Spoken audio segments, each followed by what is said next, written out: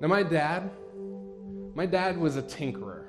He likes working with his hands, trying to figure out how to fix things. For example, growing up, I can't remember a time where my dad brought one of our cars to get an oil change. It was just one of those things that he just enjoyed doing himself. Now, over the course of a few of these oil changes, he would store the oil in this large metal container.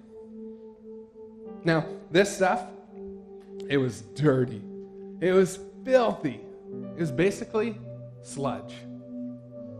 Now, he would take it eventually to go get recycled, but in the meantime, he would store it at the side of our garage wall under the eaves. My brother and I, we were given strict instructions to keep our distance. And we did. We absolutely did. Until the time that I didn't. It was on this particular day that I was walking along, and I stopped, and I looked. I took a couple steps back. I noticed that nobody was around. At this point, I can remember hearing my heart beating as I look and see my reflection in this black sludge. Now, I knew what I should absolutely not do, but I did it anyway. I plunged both hands all the way to the bottom, up to my elbows. And it was slimy, and it was thick, and it was gooey. Basically, it was awesome.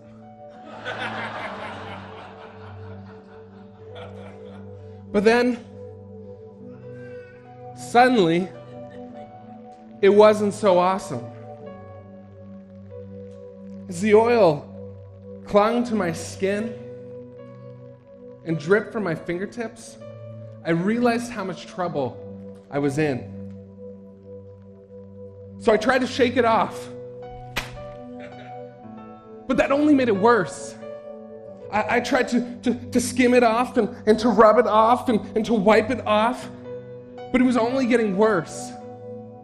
So I quickly ran to the garage and I found a towel that was clearly much too small for the job. So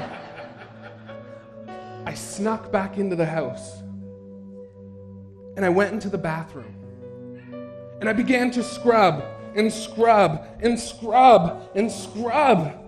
But all I managed to do was to wipe it all over myself. All over the white porcelain tile in the sink, all over the bathroom tile floor.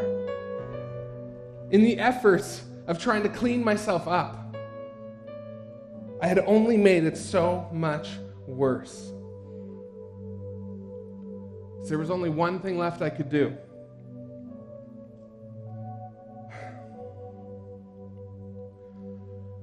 Dad! I could hear his footsteps in the living room,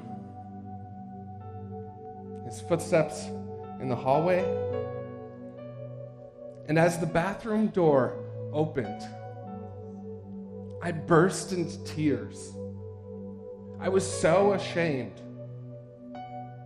And without a word, he reached for one of my oil-smeared hands, and he led me to the kitchen. And from under the kitchen sink, he pulled out this orange-scented sanding soap. He poured some in my hand, and he stood there with me and helped me wash away the mess that I had made. And I watched it as it went down the drain.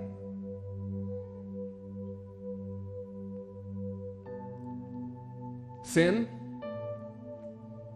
it's such an ungodly mess. It makes a mess of us. It makes a mess of the things and the people that we use to try and clean it up. And simply, it cannot be gotten rid of. unless you have stronger stuff. And the good news is that when we call out to Jesus, he has stronger stuff.